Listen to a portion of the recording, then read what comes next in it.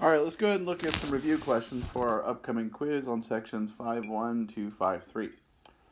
So this first problem says, what are the values of the 6 trigonometric ratios of the angle theta? So this is trying to find what is sine theta, what is cosine theta, what is tangent theta, what is cosecant theta, what is secant theta, and what is cotangent theta.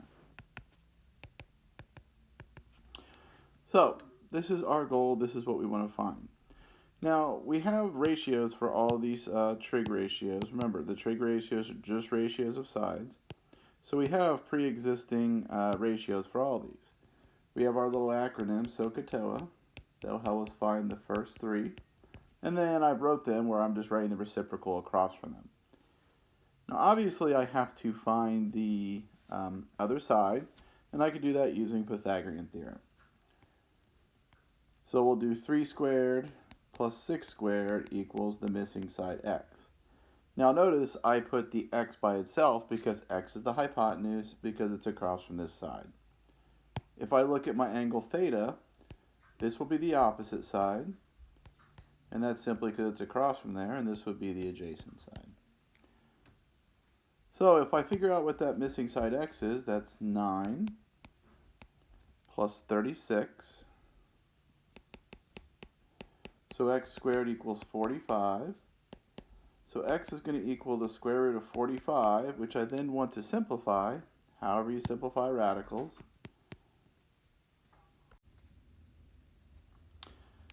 So 45 is 9 and 5, 5 is a prime, 9 is 3 and 3, so I have a pair of 3's, so I could write this as 3 radical 5. So this side is 3 root 5. And again, any way you like to simplify your roots is fine with me. So now this is pretty straightforward. We'll just use our definition. Sine is opposite side over hypotenuse. So that's 6 over 3 radical 5. And I'll clean them up later. I'm just going to write the ratios for now. Adjacent is adjacent over hypotenuse. And tangent is opposite over adjacent. Now for my cosecant ratios and everything, now I can just flip them to figure out what those are. So the cosecant is going to be 3 radical 5 over 6, 3 radical 5 over 3, and 3 over 6. And now I'll just start simplifying these. So this one is 2. This one I can cancel out a 3, so I just get 1 over radical 5. But then I have to rationalize radical 5, radical 5. So I get radical 5 over 5. This one I can reduce 6 over 3 is 2, so I get 2 over radical 5. Same idea, radical 5, radical 5. So I get 2 radical 5 over 5. So those are my first 3 ratios. And I could just simplify these now. So this becomes radical 5 over 2, 3 over 6. These cancel, just give me radical 5, and this gives me 1/2. So there are my 6 trigonometric function ratios for that triangle. So really it's just finding all the sides and then knowing the ratios that you use. All right, let's go ahead and look at example or number 2. So this one says, given the angle 240 degrees, find the radian measure, find another angle that has a terminal side. What is the decimal equivalent of that? Sketch that in standard position, so a bunch of stuff. So if we remember, when we're going to degrees to radians, there is a formula for that. So degrees to radians, we're going to multiply by pi over 180 degrees. So if I have 240 degrees and I'm moving it to radians, I'm going to multiply this by pi over 180. So the degrees cancel. So how we simply write this is we write 240 over 180, and that is going to be our fraction of pi. And now I can just reduce this fraction. So you can reduce this, cancel the zeros, 24 over 6, both divide by by 6, so I get 4 over 3 pi. So 240 degrees is the exact same thing as 4 pi over 3 radians. All right, B says find another angle that has the same terminal ray as our initial angle. Now this is where you want to basically end in the same spot. So if I have a 240 degree angle, so it's 90, 180, so somewhere over here, so that's a 240 degree angle. We want one that stops in the same spot. So remember, we can always add or subtract increments of 360. So I just add and subtract 360 from 240. So if I add 240 plus 360, I would get 600. And if I take 240 minus 360, I would get negative 120. So what those angles would look like, negative 120 would start here and go backwards 120 and end up here. If I did 600, it'd be a full rotation and then it would get back here. So it starts in the same spot, ends at the same spot.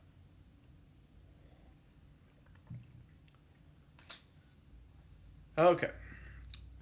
So 3 says, write the decimal equivalent of the angle 32 degrees, 48 minutes, and 50 seconds. So if you recall, 1 minute is 1/60th of a degree. And 1 second is 1/3600th of a degree. So basically we're trying to make this into a decimal. Our final answer is going to be 32 point something. So this 48 minutes and 50 seconds is just giving us the decimal equivalent. So what I'm going to do is I am going to take my 32 degrees, and then I'm going to change these 48 minutes to degrees by multiplying them by 1/60th. Because remember, every minute is 1/60th of a degree.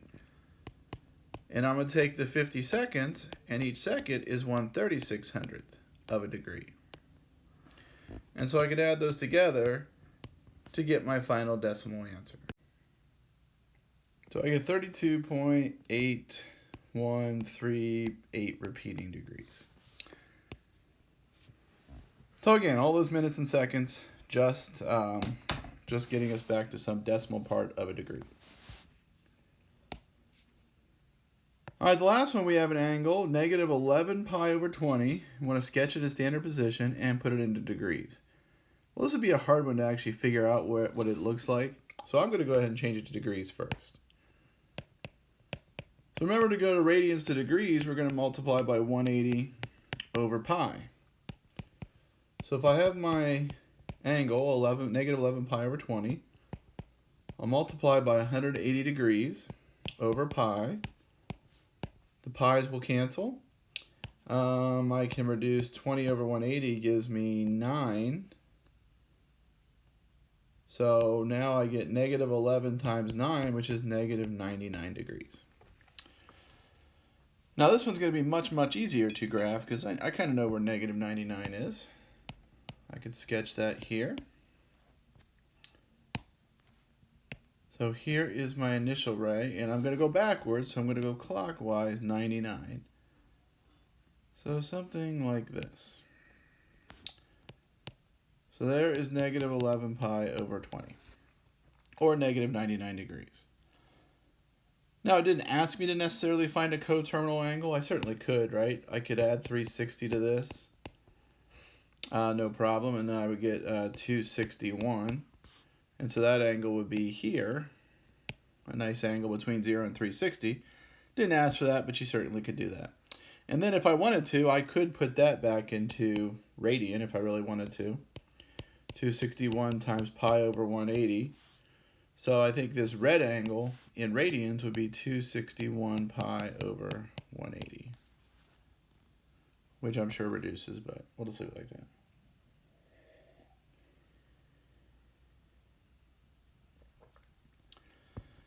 All right.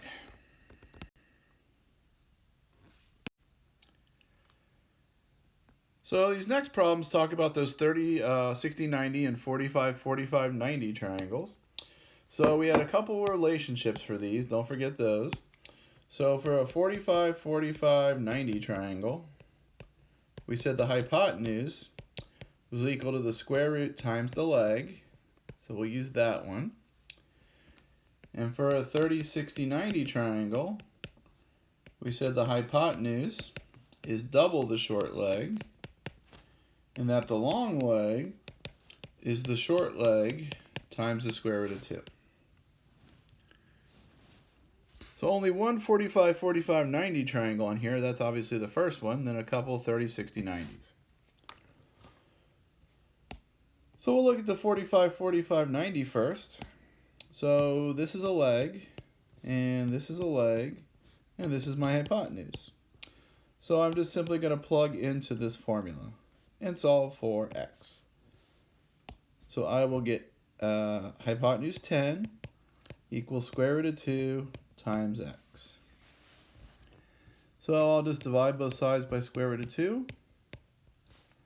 So I get x equals 10 divided by the square root of 2, which we can rationalize, 10 over the square root of 2. So multiply by root 2. So that's going to give me 10 root 2 over 2, which will then simplify to 5 root 2.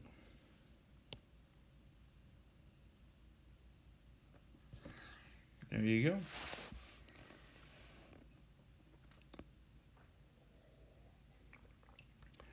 All right, now for the rest of them, these are 30, 60, 90 triangles, so we'll use those two relations we have over here with the short leg and long leg. So because these are a little more involved, I would always define what side is which. So like this is the hypotenuse, this is the short leg, it's across from the smallest angle, which means this is the long leg. Over here, this looks like short, this looks like long, and this looks like hypotenuse. And over here, this is hypotenuse, this is short, and this is long.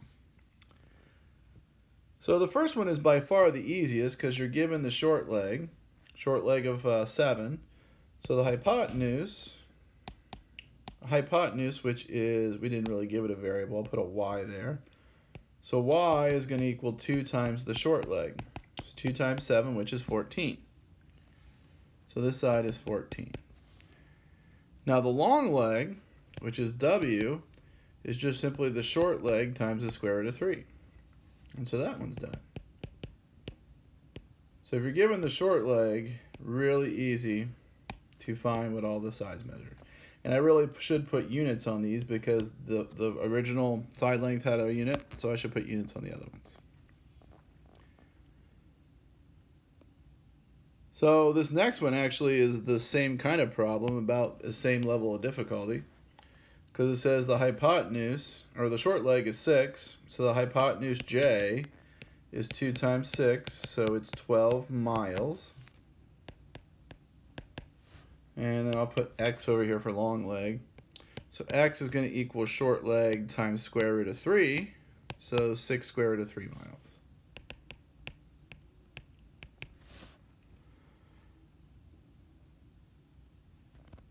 And the last one, it seems like we have the hypotenuse. So the hypotenuse is 2 radical 3. And I want to find the short leg x and the long leg m.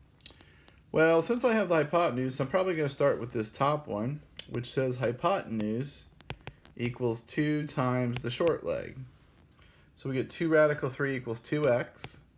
So I'll just divide both sides by 2. So x equals radical 3. So the short leg is radical 3 inches. And keep it exact, don't use a decimal. And then our long leg is going to be square root of 3, which is the short leg, times another square root of 3. I wrote this wrong up here. This is square root of 3. I just noticed that. Sorry about that. So long leg is square root of 3 times square root of 3, which is square root of 9, which is just 3. So this side is 3. So 45, 45, 90 triangle, its hypotenuse is radical 2 times leg, and then these two now corrected formulas for 30, 60, 90 triangle.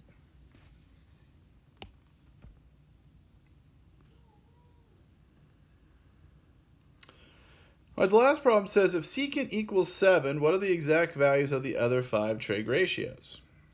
So we did these before, and these are essentially when you're going to set up your own triangle. So my goal is to find sine, cosine, tangent, cosecant, secant, and cotangent. So secant is 7. That is given to us. So if secant is 7, I know cosine is 1/7, because remember they are reciprocals of one another. Now for the rest of them, I don't really know, so this is where it's a good idea to draw a triangle. Just any old right triangle for now. Put theta in some corner. And this would be the opposite side, the way I have it drawn. This would be adjacent, and this is the hypotenuse. But if cosine is 1/7, remember I know the adjacent side and the hypotenuse side. I know the ratio of those sides anyway. So just for simplicity's sake, I could just make this 1 and this 7. It could be any ratio, anything that makes that ratio, but just to be simple, let's just go ahead and make it those. So then to find this other side, we'll call it y. We'll use Pythagorean theorem. 7 squared equals y squared plus 1 squared. 49 equals y squared plus 1. Y squared equals 48. I'll take the square root of both sides. So if I simplify that, that's going to be 4 radical 3. And again, simplify however you want. But that gets me my opposite side. And again, I'm going to assume it's positive because we're just dealing with triangles for now. And we'll go back and do it different ways later on. So now the sine is opposite over hypotenuse. So that's 4 radical 3 over 7. So cosecant is 7 over 4 radical 3, which I'll then rationalize, radical 3, radical 3. So that gives me 7 radical 3 over 12, because these two give me a 3. 4 times 3 is 12. And then for tangent, it is the opposite over adjacent. So we'll do 4 radical 3 over 1. And then cotangent's 1 over 4 radical 3, which will multiply by radical 3, radical 3. So that's radical 3 over 12. 1, 2, 3, 4, 5, 6. So using those, we can find all of our trig ratios. All right. So hopefully this review is helpful. Obviously, let me know if you have any questions on any of these kinds of problems.